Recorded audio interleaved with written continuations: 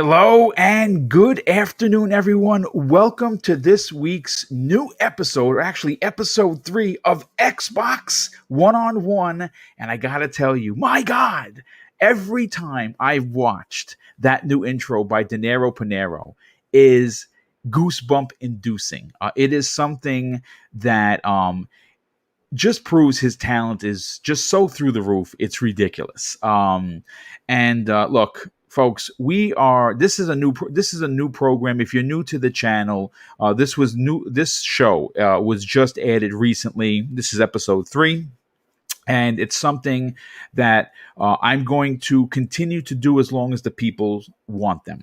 I launched it as a series that was, a limited run series. We have in the basket 12 episodes scheduled. And we are going to, when we get closer to the end, do a poll on Twitter and of course through the chat and see how many people actually want this show to continue. And if the audience is there, if the views are there, if the voices are crying for it, then we will answer the call. But as you can see, I have a different co-host today, Zemi Gaines, who is, I think, the bravest man on Twitter, who claims to be a coward, which is awful. Did not want to play this game. Now, I think he's kind of warming up to it because the medium isn't terror.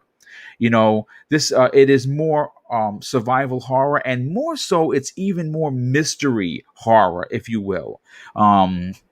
So I'm going to try and warm them up to actually playing the game. But in order to do a one-on-one, I needed a co-host with the chops. And of course, I want to bring in one of the content creators that I think is an up-and-coming individual that you definitely need to watch and listen to. Please welcome rookie sensation Pong Soul. Wow, what an intro, Boom. Good morning. Good morning, chat. Good morning, everyone out there listening and watching. This is absolutely fantastic. First of all, Boom, congrats on the new intro. Dinero Primero went up and beyond as he always does, and that thing is absolutely fantastic. I can't get enough of it. So first of all, congrats there. Second of all, thank you so much for having me. I appreciate the opportunity that you've given me, not only on primetime gaming, but now here with this one-on-one about the medium. This is absolutely a dream come true for me. So I love this. And as we were talking backstage, and as you alluded to in the beginning there, Zemi, love you, man. And thank you very much for whatever your reasons are for not, you call yourself a coward. That so be it, but thank you for not being able to do this and allowing me to sit in your chair for today.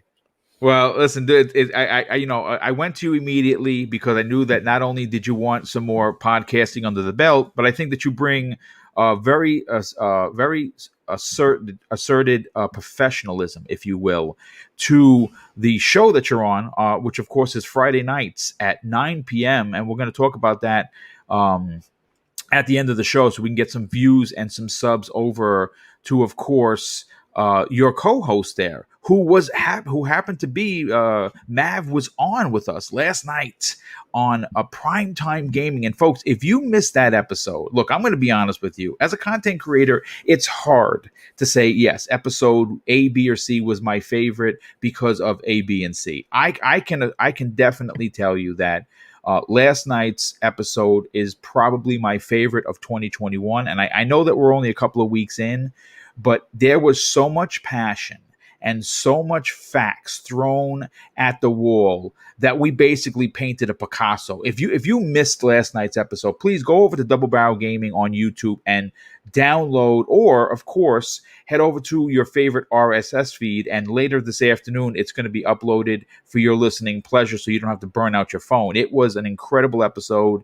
And of course, Fun Speculation, also known as Mav, was on with us last night, and he did an amazing job. Again, very, very professional, very, very strong opinions, and of course talked facts. But we are here to talk about one of the biggest releases in 2021, and of course Bloober Team's The Medium. And what we're going to do today is talk about it. We're going to first start. The first half of the show is going to be, who is Bloober Team? When did they start? Who are they? How many people do they have in their studio? What chances did they take with this game? And we learned yesterday that that they recouped all their money, both in development and in an advertisement, and that's a big deal, because advertisement, if you don't know, is usually the biggest cost of said film, game, music, whatever, because advertising costs a lot of money, and they've recouped all of it, folks, all of it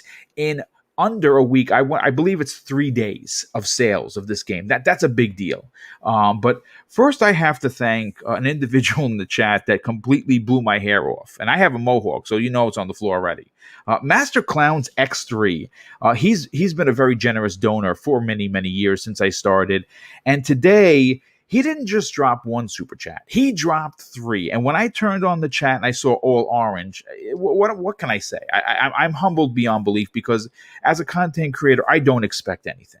I do this for a lot of reasons. Money is not one of them. Sure, does it help? Absolutely. It's nice to be gifted this, to be blessed with this kind of money from the audience, because again, I do this as a hobby. I'm a retired dude.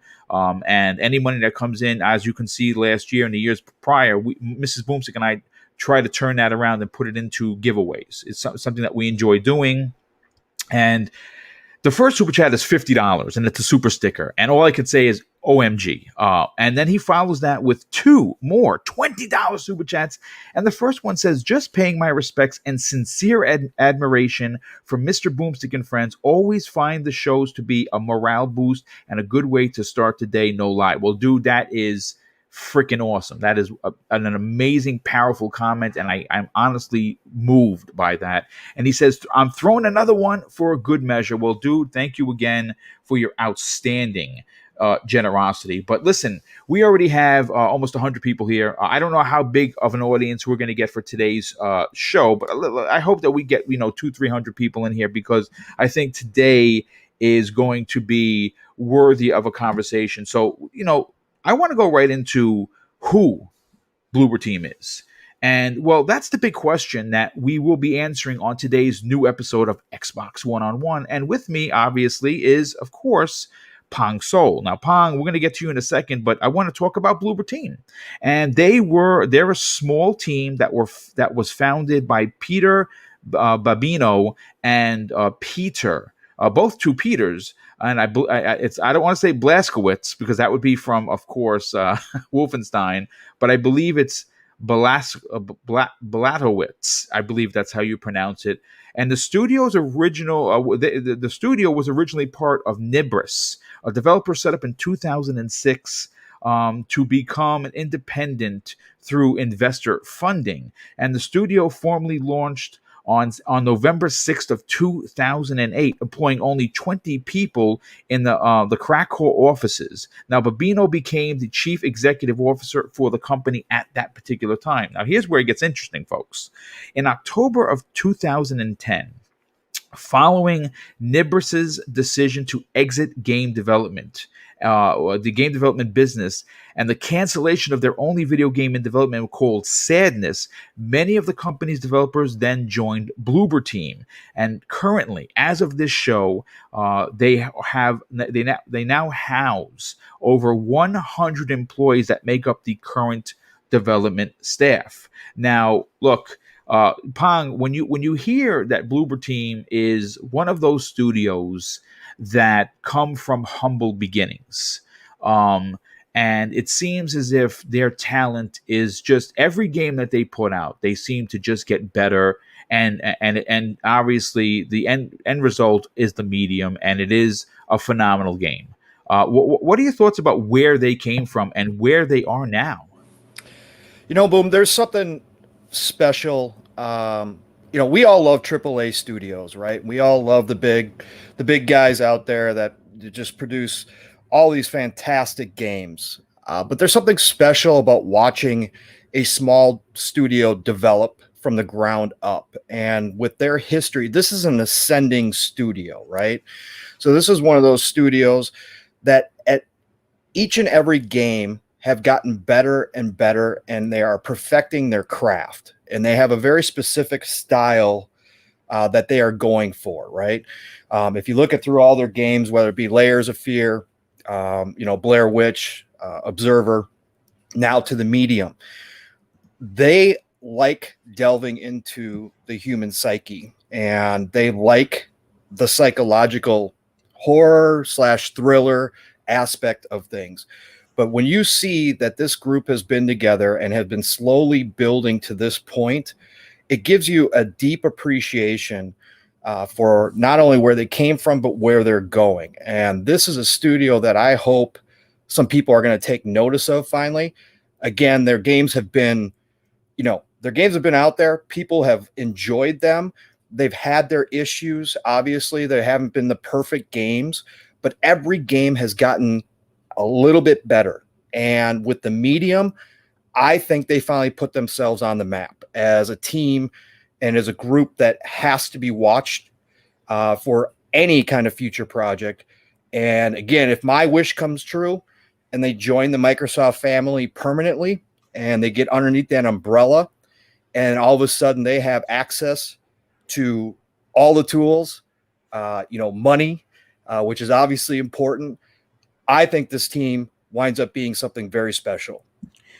And that's a great point. That is a fantastic point. It's a point that we talked about a lot last night. And I am, like you, pulling for Microsoft to make a studio acquisition of Bloober Team. And I say that for a lot of reasons. One, your analysis of their ascension in the gaming world is great.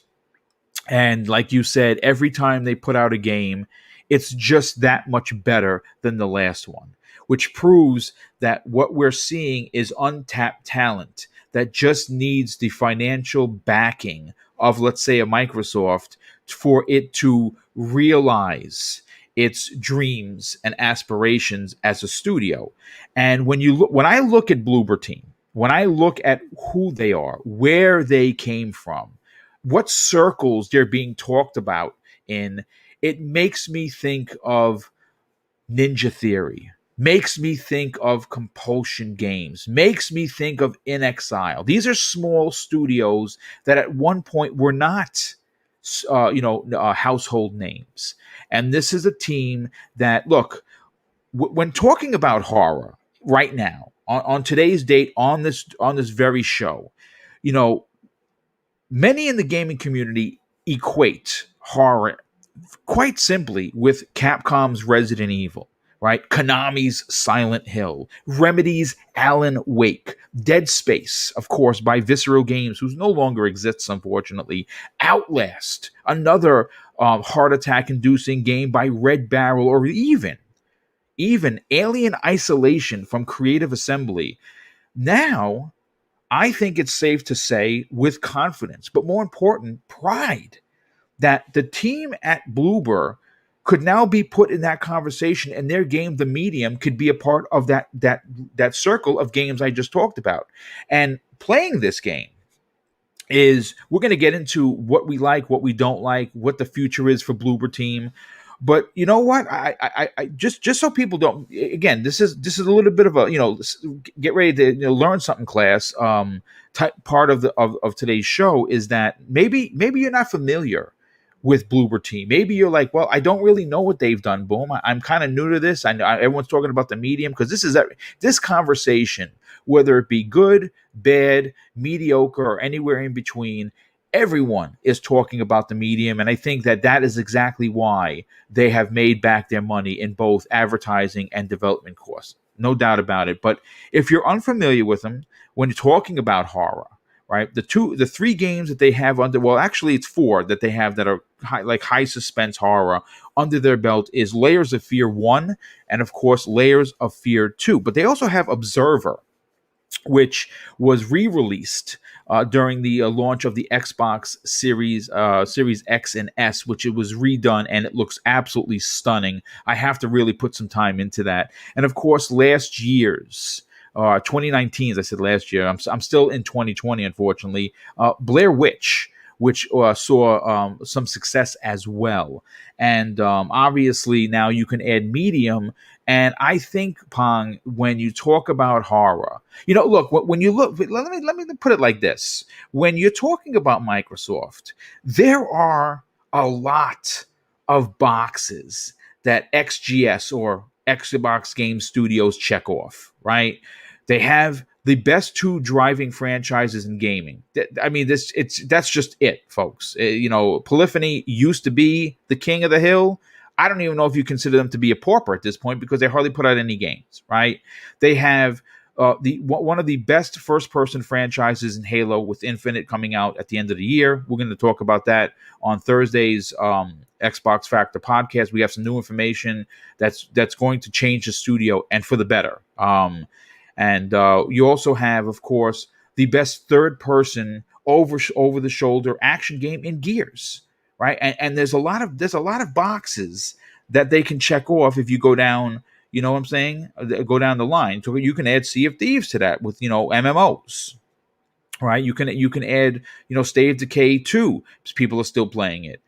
They have the MMO slash horror in that aspect, but horror story driven content is something that they don't have, and it's something that they need now. And I say need because we have heard this before. We talked about Game Pass and its significance on so many shows that it's to the point of nauseum, but it's still a relevant conversation because Microsoft wants to sell you Xbox Game Pass. And what they want to do is say, okay, here is a smorgasbord of content. They advertise 100, there's over 200, well over 200, and they cover single developed IPs, which are known as indies, to quadruple A blockbusters that we have coming out in Perfect Dark from the Initiative. And now if you can add a horror genre to this incredible long list of games that are available for you to download day one, I think that is something that needs to happen. What does that, what I'm talking about now, Pong, make it more relevant to Phil Spencer to say, yeah, no, we definitely got to acquire these guys? Absolutely, of course. I mean, again, I think, excuse me, Phil's been attempting to fill holes that have been in the lineup since he got his vision in place and got the backing of Satya and Microsoft to do what he wanted to do and form Game Pass into the ultimate subscription service. So I think he is working his way through those missing genres or missing games that he knows for a fact are there. He wants to make sure that he's got the entire plate covered, or the entire buffet offering for people who want to get into this ecosystem. So I think it's vital that they go ahead and make moves like this. Obviously, with the ZeniMax purchase, they've got Tango now with the Evil Within, which is awesome. And again, we say it's done, but it isn't. The ink's not dried yet, so hopefully that's going to be done here soon, and we can put that to rest. But assuming that is all good, they've got Tango, and then to add a second team, because look, the horror genre isn't for everybody. And, even myself, there are certain horror games that I just simply cannot do. I go the Zemi route on certain ones, but at the same time, it is a very popular genre. And it is also a very, it makes a lot of money because doesn't have to be a big budget production to make a horror game. Much like the movies, horror movies are exploding everywhere and have been these past probably 5-10 years because of the simple fact that the production costs are down with these types of games and movies, but the returns are huge, right? And so I think Phil knows it well. I think he's seen that. I think that was also a part of his ZeniMax purchase was Tango. It was definitely appealing to him to bring them into the fold as well as all the other studios that come with that. So I think he's probably looking at Bloober right now and seeing the reaction that the medium is getting for the most part, from most of the people that you want to listen to and most of the places that you want to go to for news. There is a positive reaction here, and he's probably seen that ascension that we were talking about and knows this is a talented team that he should bring into the fold. Oh, 100%. And I think that, I think it was, I'm not sure who said it last night. I'm trying to remember who it was, but they said that was Blair Witch, that exclusive deal, and now the medium, a test from Microsoft. And I honestly don't know, to be honest with you. If it was a test, then they have proven that they can make returns on their games, which means that they would be, again, the perfect team to invest in. And we've seen this. I mean, listen, obviously before Ninja Theory was purchased, I don't think a lot of people know this. They were on the ropes, folks. They were on the ropes. And that's why they, when they were making Senua's the first Hellblade, it was a game that they made exclusively for the PlayStation because PlayStation paid for that and they needed that money. And now, we see what's coming out from them. They have multiple projects, Senua Saga, Hellblade 2 is coming out. We also have a horror game that looks like PT on crack coming out. There's a lot to get excited about with that team, and I really feel, and I really want to kind of just drive this point home with Bloober, is if you look at Bloober Team, it's not a household name, and I kind of want to just transition the conversation over to something like Compulsion Games. Now, Phil Spencer recently talked about Compulsion Games, and when he did, he gave that Phil Spencer smirk. That, of course, he knows something that we don't know. And he said that team's game is one of the games he's most excited for in 2021 that has not been officially announced or shown anywhere. And we've heard that this team, regardless of whether you liked We Happy Few or you absolutely loathed it, the game sold a lot of copies. And they are a team that no one heard of. And they're a team that now has the backing of Microsoft. And their game that they're working on is a third-person horror/action adventure that is a combination, again, based on the rumors, of Uncharted meets BioShock. I say, where do I sign on the dotted line? So when you look at them being able to potentially produce a major AAA, right, or even a AA, new IP for Microsoft, they probably would never have been able to do that without the backing or becoming a first-party studio. And I feel the same way with Bloober Team. I think that they are ripe for the picking. I think that with 100 people in the studio, they are exactly the size of who Microsoft needs to add to their studios. And of course, in turn, they're going to bring with them years of horror-based games, at their disposal. And I think, Pong, that they whatever they're going to work on next, should they be acquired, and I believe that is coming. I don't have it on good authority. I'm waiting for some clarification. I reached out to a connection of mine to find out if they've heard anything. I haven't heard back yet. Rest assured, when I do, I'll be talking about that. But in closing, where does this team go next, Pong? Well, again, they just continue going upwards, and obviously having the financial backing of somebody like Microsoft would only accelerate that whole process, right? And obviously with the medium recouping all of their costs up front already, that goes a long way to their next project, whatever that may be at this point. But I think they are working their way towards that AAA status, right? If you don't count the medium as a AAA, which I would probably say it's in that AA field, I think that they are working their way up to that point. They are getting extremely comfortable with themselves. And look, relationships are important to Phil and Microsoft, right? Especially Phil himself. He always talks about that they want to bring into the fold studios and people that they know and can work well with. And they started this relationship a while back, like you stated, with the Blair Witch. And they've seen how the Bloober team works. They obviously have an appreciation, excuse me, for how they produce their games, and that itself, cementing that relationship, would be the final piece of the puzzle. And I think that happens. I think they do. I know you're checking with your people and trying to find out for sure, but I think with how the medium has turned out, while not a perfect game, a very, very good game, I think Phil will finally take that next step and solidify this relationship. And then we are going to see the talent that this team has blossom underneath that. And I see their next project being, again, if they are now in the conversation with up and coming talented teams, that next step is going to put them in the limelight.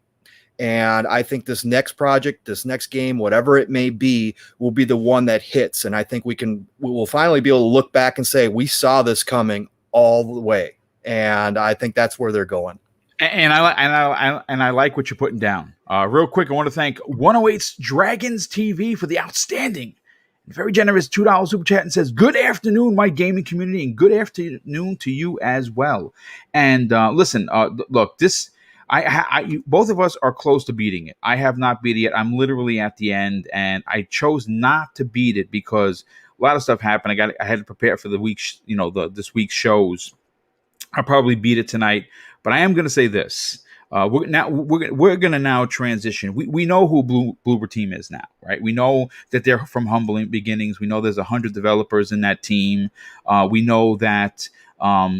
They should be acquired. Hopefully that's an announcement that comes in 2021. I don't think we're going to get any acquisition announcements, at least for I want to say at least until after March, because March 5th is supposedly when the EU decides if this purchase can go through. I don't think it's going to be an issue whatsoever. I think Microsoft is not a monopoly on this. I think they just bought a publisher that had a lot of studios. And I think that there are so many studios out there that they just don't qualify in picking up the 10 or 11 studios that's with Bethesda to be considered a monopoly. So I think it's going to go through just fine. But we'll obviously keep up to date with that, and whether or not the ink dries. And I think it's going to be no problem. But I want to transition now over to what we like, what we don't like, our reviews, and what do we think of a sequel for this franchise. So, of course, we're going to get into what we've been playing, and we've been playing the hell out of this game for sure. And I'm going to go to Punk Show on this first. When there are a lot of things to really like about this game. There were some development choices that if you would have told me in advance that this is the way you were going, I might have been like, oh man, I don't know about that. But then playing through it, and of course I'm talking about the fixed camera. Now the fixed camera for some people was something that they had to, I guess, be reintroduced. This is something that was made famous through games like Resident Evil, of course, Konami's Metal Gear Solid, Square's Parasite Eve had fixed cameras. I don't know how many people remember that game. That the first one was absolutely amazing, and so many survival horror type games before it. And they implemented a fixed camera for this game, and obviously they did that because this is not an action game, folks. You're not firing weapons. You're not swinging a sword and hacking and slashing. This is a suspense horror mystery you're playing. You're basically a psychic detective is really what it comes down to, and you're trying to uncover. Again, we're not doing any spoilers today. We're going to keep it very, very vague. So if you didn't play it, you don't walk away and be like, oh, I'm so devastated. Boom and Pong ruined it for me. We're going to keep it vague. But it is a game that is made to go at a certain pace. If you are someone that only plays games like Gears of War, I don't know if this game is going to be for you. You have to have some patience with it. You have to appreciate what story they are looking to tell and how Bloober Team is looking to tell it. But you know what? Let's get into your initial impressions, Pong. What are your thoughts on the game? Don't give it a score because we'll do the score at the end. But from the minute you put it on to the last time you played, what did you walk away with? Okay, so this game absolutely has blown my mind when it comes down to the story, the narrative. Now, some of these games, when you get into psychological thrillers, horror, they touch on very sensitive subjects for many people. Yes. And this one, I've been playing through it. I tend to play these games slow anyways, but this game in particular, because I am so enthralled with the characters and the story and the narrative that they're trying to create. So I've been searching high and low for every clue, every possible, every possible little scrap of information I can get. I've been reading through all of the clues that you do find, and all the story pieces. So for me, this one did hit close to home. It is personal in a lot of ways. To me. So there's been points where I've actually had to, pause the game or go do something else and kind of let the emotions run their courses. Right. So definitely something that starts out slow. And that is definitely a choice that the devs made to do. They want to build this game from the beginning. So they bring it to you in pieces, and the first part is slow, and I've seen some people out there have some issues or even give up on the game just because the first hour in they didn't get sucked in. But for me, I got through that first hour, I was already curious, and then it starts to pick up, and then the pieces start fitting together, and you start learning things as you go through that really grabbed my attention, and then said, okay, now I'm in. Now I want to know more, and I want to beat this game because I want to find out what I'm going to be left with afterwards. Right. So for me, the game itself, I love the story, obviously.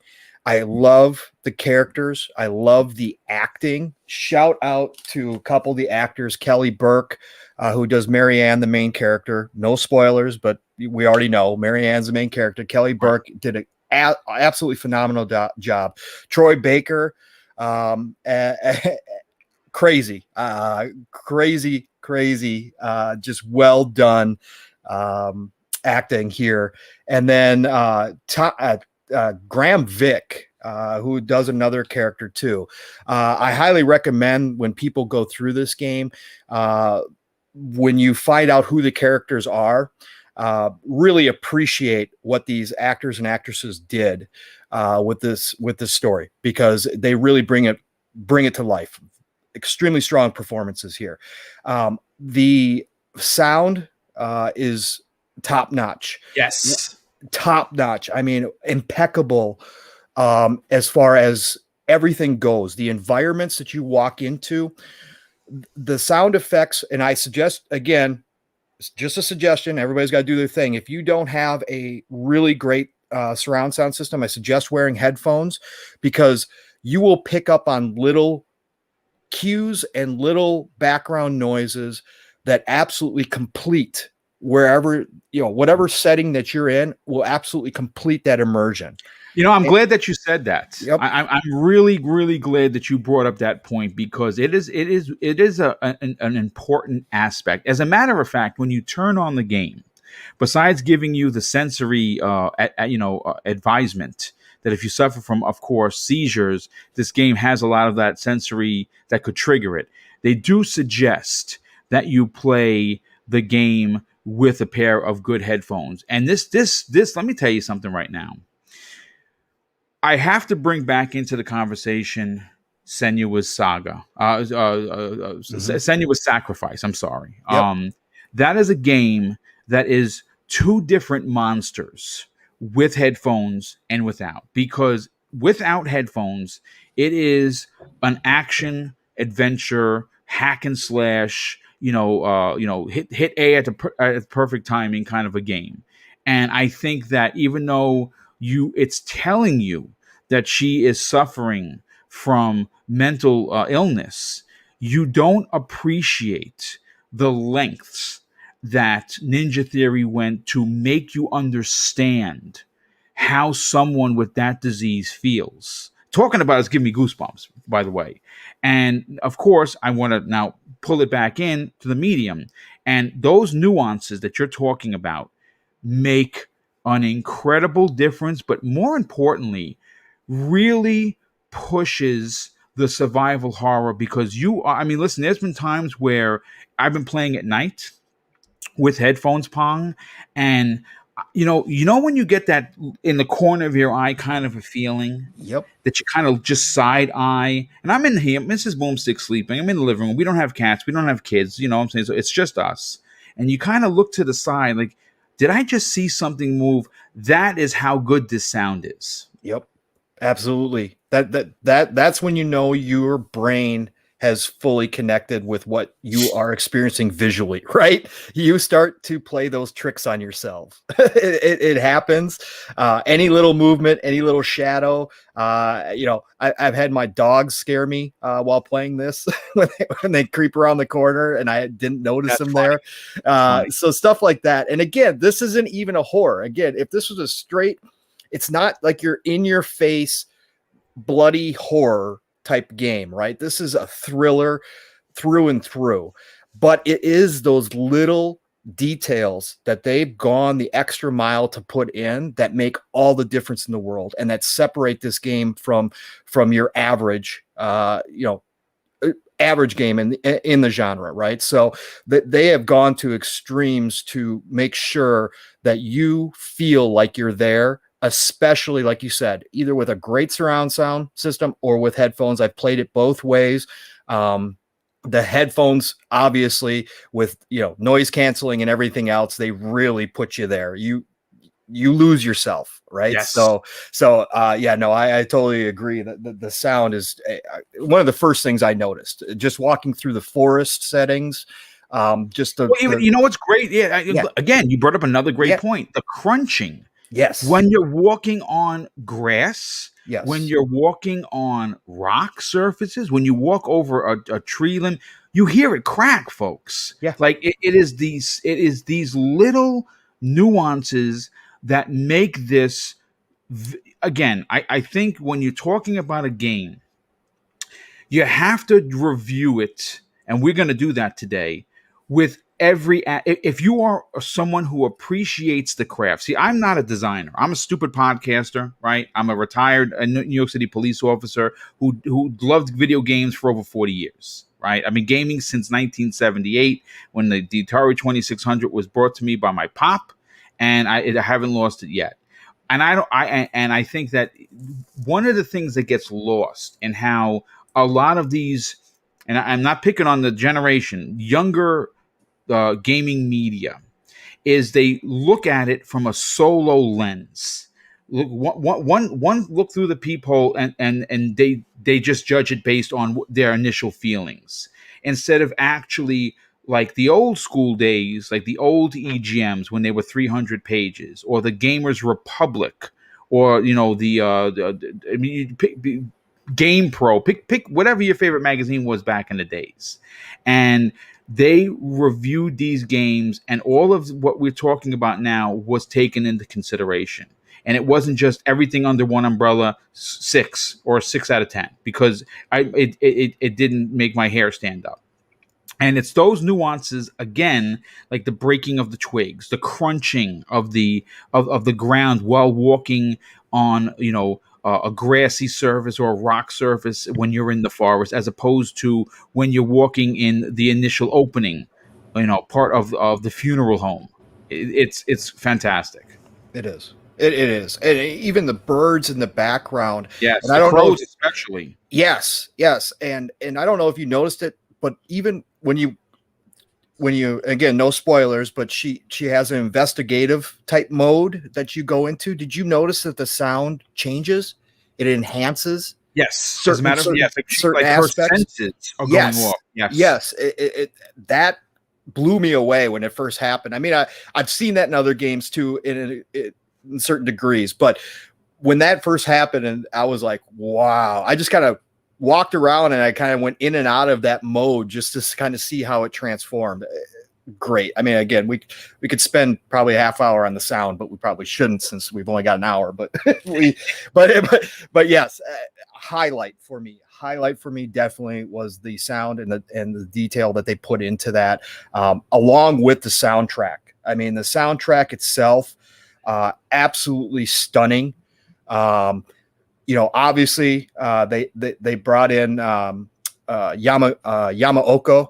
yes, from Silent Hill. Yes, Yes, Silent Hill franchise. absolutely. Yes, And you can hear his influence in all of it, right? They leaned on him heavily. I know he was obviously just listed as a um, co-composer, but you can hear the influence that he had on this game. If you remember back to the old Silent Hills, his music fits the mood to the 10th degree, right? So it is incredible how it can be subtle when it needs to be, and then it's in your face when it needs to be, and it drums up the tension levels, and just adds again to the overall atmosphere. And again, let's talk about the atmosphere itself. The atmosphere itself, and this includes the sound, this includes the graphics, this includes all the little subtle cues that you're going to get from this game.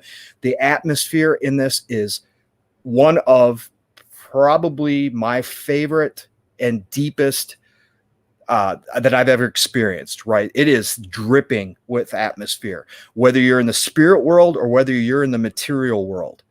Both of them give some, it's such a dramatic difference between the two that I could not believe it at points when I was walking through, and all of a sudden, you're in the spirit world, and the change that you felt almost physically while you're playing this game was out of this world. I loved every moment of it. When it came to the atmosphere, everything was near perfect for what they were trying to get you to either find, see, feel, whatever the case may be. They set the tone perfectly, and again, awesome job. Just phenomenal. We could talk about the elephant in the room. Graphics wise, it's inconsistent. Let's put it that way. What I mean by that is that there's little things, the facial animations, which people have talked about already. The motion capture, it is old school, right? It harkens back to the Resident Evil days, and it's kind of jarring just because the rest of the graphics themselves are phenomenal, and there are some parts. I mean, when they use the ray tracing, it's beautiful. It's drop dead gorgeous. The lighting in this game, phenomenal. With the shadow work, really hits home. And the scenes that they put you in. I mean, the forest scenes, from the forest scenes to the hotel, to just individual rooms, the graphics, you can walk somewhere and all of a sudden stop and be like, wow, okay, this looks next gen. I kind of want to touch on that on 2 points, because one, I think the best compliment that I can give this is, and just harking back to the dripping of atmosphere, is making you feel dread. Like, you logistically feel dread going on. And the only thing I could harken back, and again, the best compliment I could give this game is that it for me as a gamer, it equates to Silent Hill, more specifically Silent Hill 2. Yep. which was a very, very dark game, which this is, as you can tell by some some stuff on the screen. In fact, let me just make sure the video continues to play, and we'll start this all over again for you guys to just keep watching. And the chance or the risk that went with the ideology that they were not going to allow the player to have full range of the camera was ballsy. There's Yep. no other way to put it. Oh yeah. Um, and for me, listen, everyone that follows me knows that my heart in gaming is, will, and forever be the Resident Evil franchise. I am a fan through and through. I've beaten games that you probably have never heard of in Resident Evil. Talking about the old PlayStation 2 first-person light gun games, Mrs. Boom and I used to play. This is so reminiscent of old school Resident Evil that I again, a lot of people had to take a step back because they weren't ready for a reintroduction into fixed cameras. And I have to tell you that it was done with style, it was done with precision, and it makes this game, being using old techniques, an absolute standout in 2021 in game development, hands down. Agreed. It was critical for what they wanted to present you, right? When you go to a fixed camera style, and for people, younger generations who may not be used to that, I can see why it feels like a step back in some ways, not allowing you full control. And I get that, but unless you really understand why the developers make a decision like this, the way that they set up each place that you visit, it is critical, and it provides the proper context when you walk into a room of what they want you to see, what they want you to experience, so that you don't miss anything. And it is just like a movie, just like, how a movie, a director will set up each shot specific, right? A specific camera angle to present you something. That's what they're doing here. And for me, absolutely loved it. It did bring back the nostalgia, but at the same time, with the upgrades that they've, obviously technology wise and stuff, the tank controls did not bother me. It took a minute to get used to, again, some of the tank controls, but I've gone back and played some Resident Evil. So, but it's a lot tighter now than it used to be. And the way they set up the rooms are done with more care, so that walking around didn't feel like a chore like it could in the old Resident Evil games. But as to your point about what it reminded you of, it definitely reminded me of Silent Hill. It also reminded me of Alone in the Dark. Yes, dude. And classic Alone in the Dark, by the way. Yes, the classic style Alone in the Dark. And obviously, minus the combat stuff, Alan Wake vibes through and through. For me. As a matter of fact, again, another strong point, because the fear aspect of not being in the light, for Alan Wake, is what is well represented here, but not in the same way, because light doesn't necessarily make you save you. I think that when she uses her aura power, where like it burns the moths that you saw in the video that I'm running in the background, that doesn't happen that often, but when it does, you feel powerful. Yes. And that's how you felt with Alan Wake. I mean, this has check marks for a lot of games. Silent Hill, check. Resident Evil, check. Alone in the Dark, check. And now Alan Wake, check. I mean, listen, when you can, I'll put it to this way, when you could be in the same conversation of these classic monster games, you have done something special, and that's what I think this game is. Absolutely. I mean, again, I can't stress enough that people want to dismiss this game because of the fixed camera and the tank controls. Don't do it. Don't dismiss this game. It's set up on purpose that way. It was a design choice, like you stated. It was a courageous design choice to in 2021 bring back that style. But at the end of the day, it was important and for this game, so that you were able to experience it the way that they wanted you to, in every aspect, and it works. It works beautifully. I absolutely loved it. Again, it was perfect for this game. So I can't say enough about that. The puzzles and the clues, well designed. Yes. Nothing over the top confusing. I mean, it's not going to be anything revolutionary where you're like, oh my gosh, this is totally something new. But it's not going to get you lost in the game either, where you feel like that you're struggling at all times to figure out what you need to do next. It's always in the room that you're in, and there are subtle Yes, clues that they give. yes, If you use your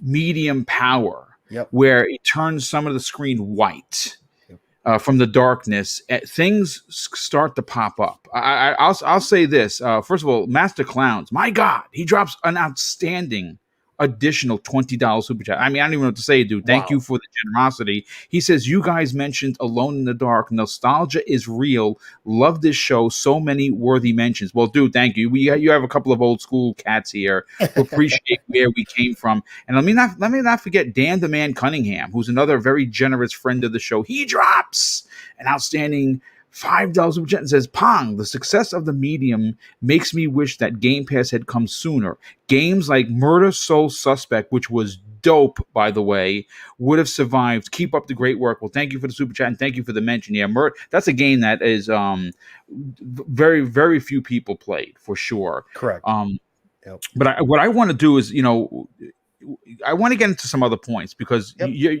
you continue with yours and I'll follow you because Absolutely. you're making some good ones here.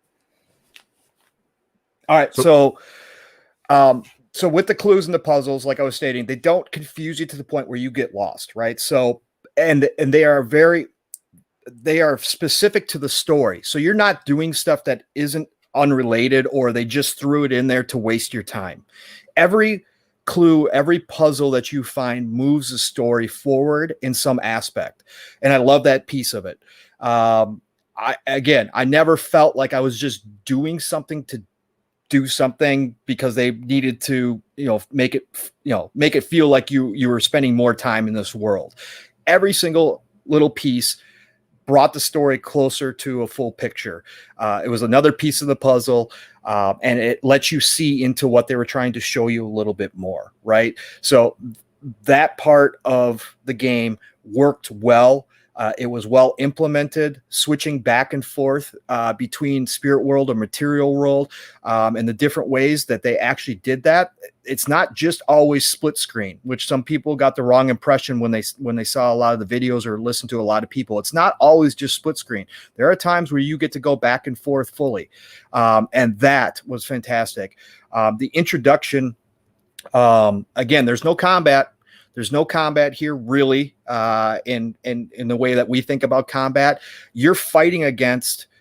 There is a main antagonist here, Yes. and again, no spoilers. I don't want to give away too much because Technically, there's two. technically, yes, there are two. There's two, but you learn of them. Yes, The main character is being hunted yes, by this thing. Let's just say that, yeah, and the encounters are horrifying. correct. Especially when and what's great is that if you are a reserved player, and there are these energy banks, and I don't mean like a traditional bank like hey TD Bank. I'm talking about like these energy. Uh, I don't know what would you call silos or whatever they are in the game that she can pull from, A and if you get well, there you go, an energy yes, well. Thank you very yes, much for the yes, save. And she pulls the energy from this, and the energy. This is powered by powerful memories that you find within the story. And there is a point that where if you did get caught by this thing, and it only happens once or twice, that you can use this, you energy blast this thing and it lets you go and you don't die. Again, it's just, my God, so many really interesting things done to tell this story that I'm going to be honest with you. I know that there's a guy in the chat, TK something. I know you, yeah, TK9. Listen, I appreciate you being here, brother. Yeah, I really do. If it was boring for you, I hear you. Not every game is for every gamer. I'm going to have a T-shirt available soon that says that, because that is the truth. But with that said, people obviously in the chat are enjoying the banter. You know, you gave your opinion, right? You found it boring. Okay, not a problem, dude. You're welcome here. But there are a lot of people in this chat has been absolutely flying by, which is, I've been hard time keeping up with it. People really enjoyed the game, so we're here to talk about, you know, our negatives: the facial animation, some of the twitchiness on the character when they turn. Sure, are those things, should they be addressed in a future release? 100%. But I think that what that proves is that even with the very limited staff and limited funding, they can still make an incredible title. Absolutely. And again, the small problems are there, and we're not going to try to avoid them. And for some people, you know, some people are very picky, and that's okay. Again, like you said, Boom, not every game is for every person, and that's the great part about Game Pass. Yes. Not to do another Game Pass advertisement, but this this perfectly encapsulates why Game Pass is so important.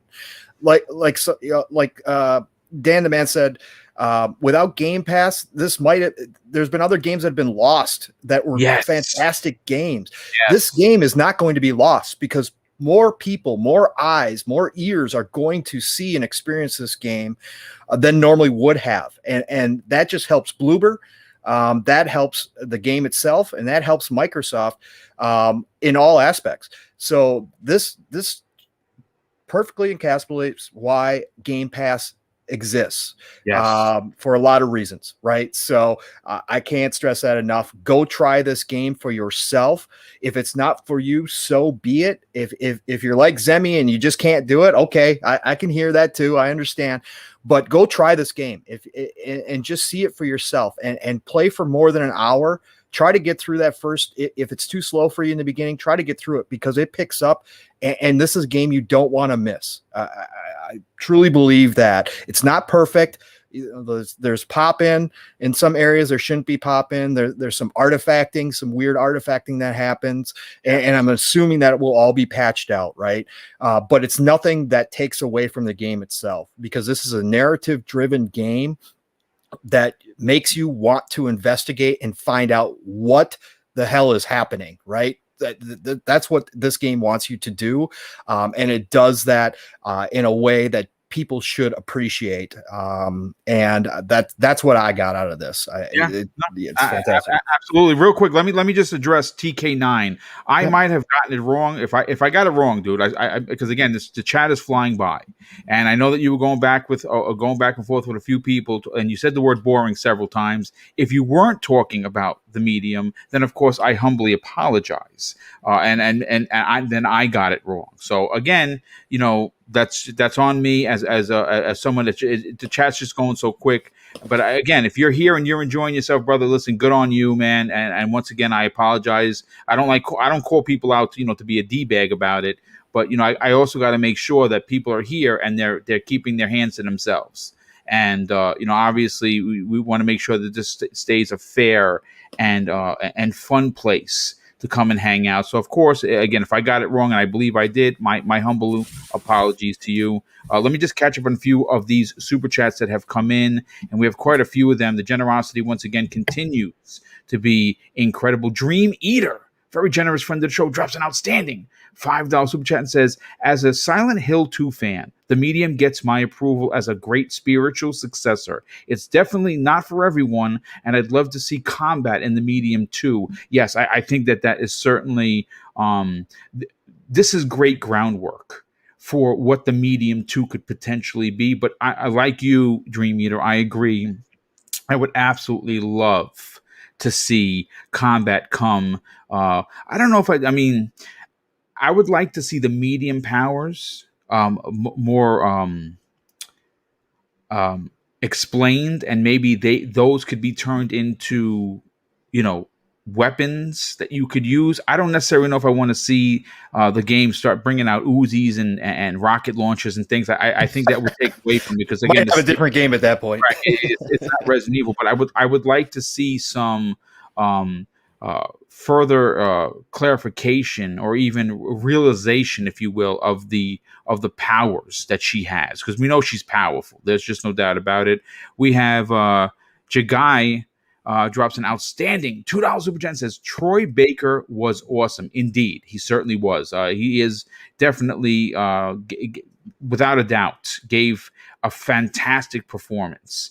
Thanaros, very generous friend of the show, drops an outstanding $5 super chat and says, did Bloober Team mention that the game was sort of a throwback? Sounds a lot like people expected something else.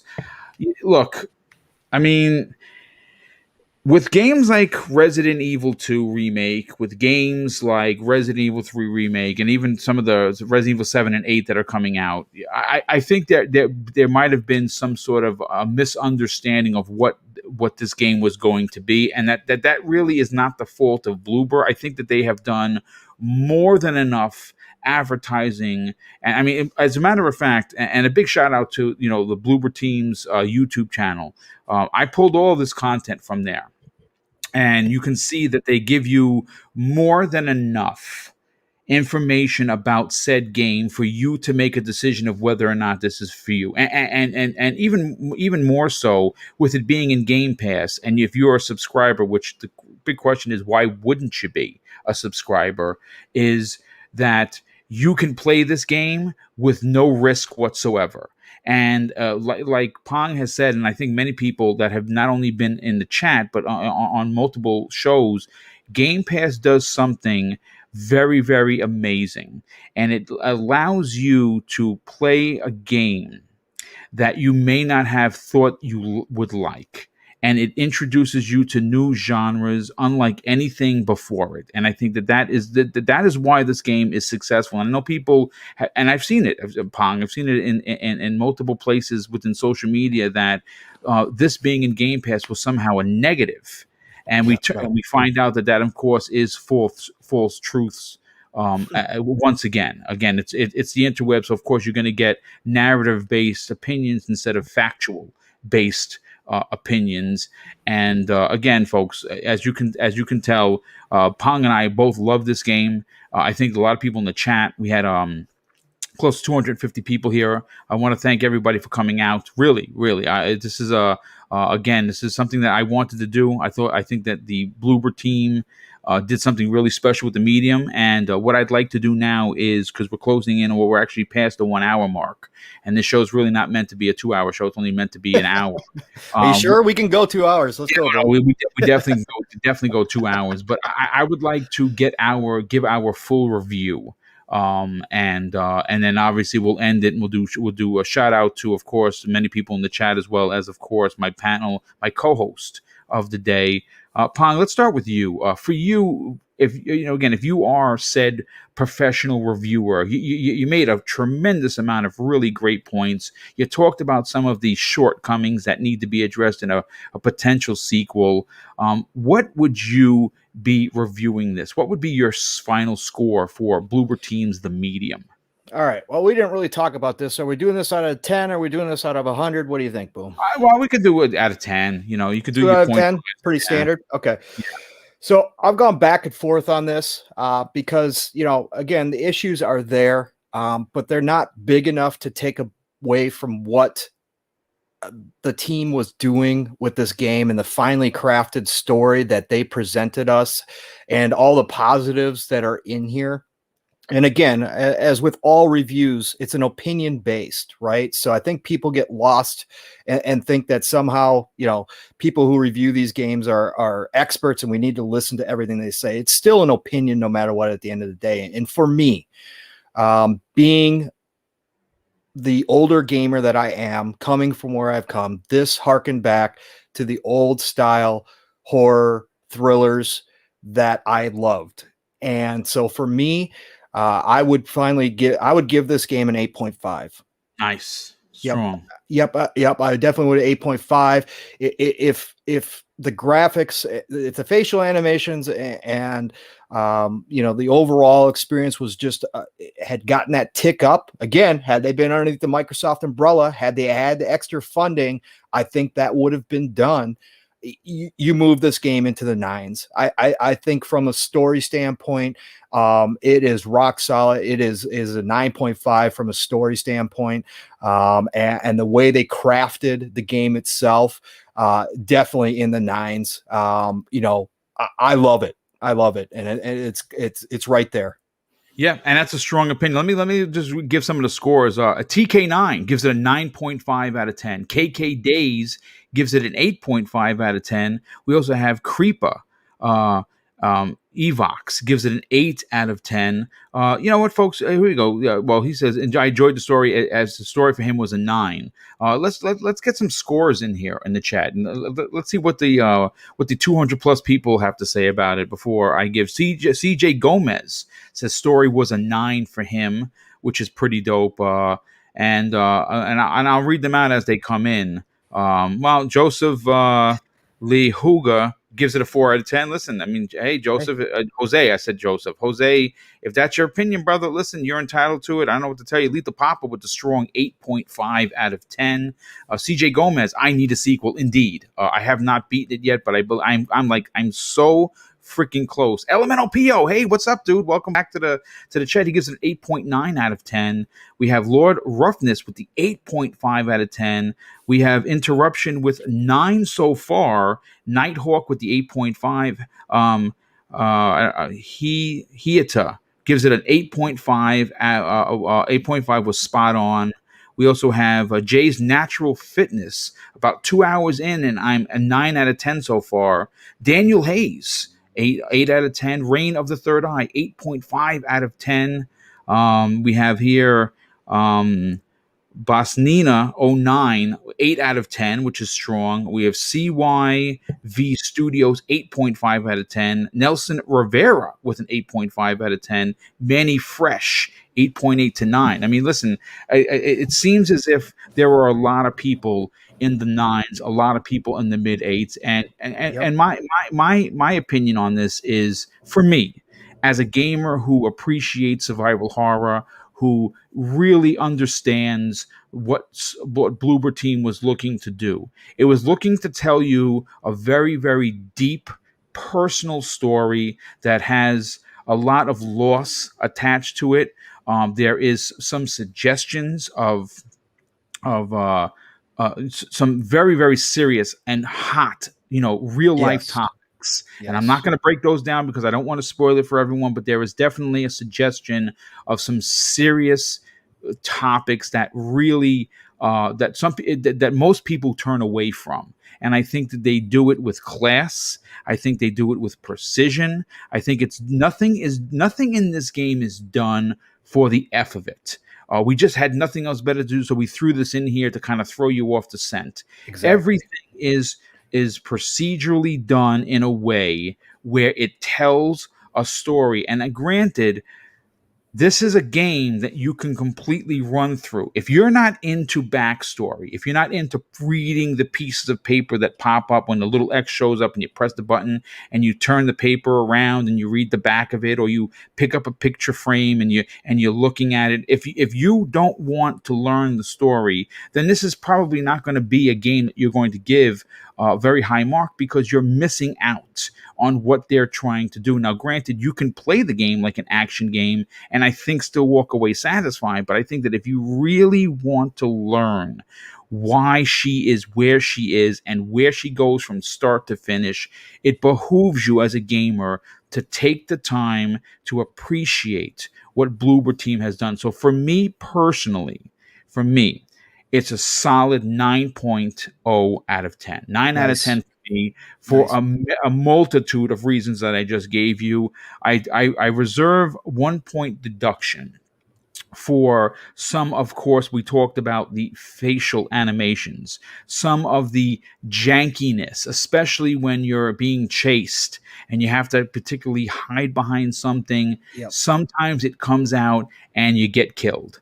And again, it's one of those instances that with further funding, with potentially more developers, we could see this go from looking like it currently looks, which I think it looks amazing, to potentially looking like Senua's Saga Hellblade 2. And I think that is definitely a possibility if Bloober Team does get acquired by Microsoft, because at that point we know that those 23 first-party studios are now sharing tech. And I think that it would behoove the people at Bloober Team to take some time to potentially sit down. And again, this is all just imagination at this point, because we have no idea. I think that they're going to be. I'll put it this way: when they're announced, I'm not going to be surprised, but I am going to be tremendously happy about that. But listen, folks, this has been a fantastic show. Again, only meant for an hour. We're almost an hour and 15, and I hope that you enjoyed it. Of course, I still want to extend my sincere apologies to TK9. I want to make sure that's understood. Certainly don't mean to get it wrong, and if I do get it wrong, I'm a real man. I come out and I admit it. So again, dude, we want you to come back, and of course, you are entitled to give something your opinion that's boring. It's fine. And but listen, again, I want to thank several people. First of all, Pong Solo, I want to thank you for taking the time to hang out and do the medium review and live reaction for today's show. I want to thank the near 250 people that were here in the chat. I also want to say thank you to the very generous super chats that have come in today. I mean, it's just unbelievable how many have come in, and you just obviously continue to power the show and allow for us to build up, the tools necessary to run the channel, as well as give Mrs. Boomstick and I the ability to do big time giveaways like we did last year and the year before, and that we will be doing once again come the holidays of 2021. Pong Soul, why don't you tell everyone about where they can reach out to you on social media, but more importantly, what other works of art in the podcasting game do you have going on, and what other shows could people tune in to listen to you? Absolutely. Thank you again, Boom, for this opportunity. Thank you, Zemi, for vacating your seat today. I appreciate it immensely. These opportunities are, I don't take them for granted. So I appreciate you, Boom. I appreciate all that you do in the community and for giving people like myself a chance on your show just to get their voice out there. Amazing. And from the bottom of my heart, thank you. Thank you, chat, everybody that showed up today.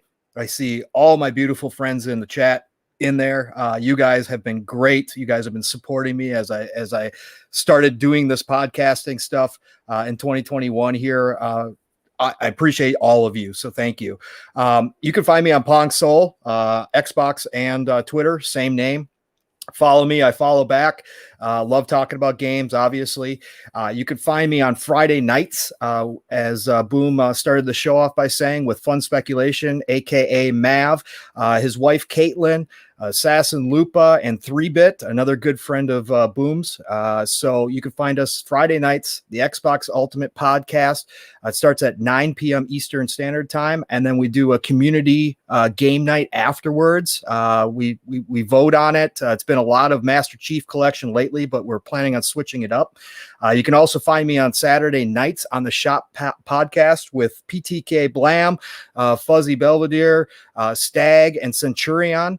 And that starts at 7 p.m. Central Standard Time. And otherwise, you never know where I'm going to pop up. I've been doing kind of a tour here. It's been crazy. Never expected this in 2021. So keep your eyes open. You don't know where you'll see me next. But again, love you all. Love this community. Thank you so much for all the support. And Boom, again, heartfelt thank you to you. Yeah, well, listen, dude, it's my pleasure.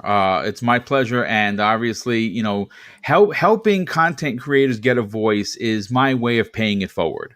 Obviously, my humble beginnings started on Crossfire with Mooch on Friday evenings a couple of years ago, and I got a taste for podcasting. Again, it was just a bucket list kind of a thing. Like, oh, let me get on a podcast. I reached out to Mooch. He offered me to come on, and I thought it was going to be a one-time thing, and it turned out to be something of a permanent position. And then, of course, I got the taste to do things on my own. I wanted to do my own show. I had no idea that eventually I was going to have my own network of shows, which is what we have on Double Barrel Gaming, with 4 live shows weekly, and of course now video content. Weekly video content is available for you if you like listening to me get into specifics on a particular topic. I got 3 of them that I've released in the last week. And they're all anywhere between 5 and 10 minutes in length. And you're going to get those weekly, as well as the 4 live shows. But of course, I want to close out today's show with something that's important to me. One day, I hope that it's important to you. And that's something that my dear old dad taught us when we were real small. And it made me a better police officer, but more importantly, a better human being. And he used to say, son, treat others how you want to be treated. And also, it doesn't cost anything to be nice. You live by those rules, and I can guarantee you, you're going to have an awesome day. So take care, everyone, and we'll see you next week on the newest episode of Xbox One-on-One.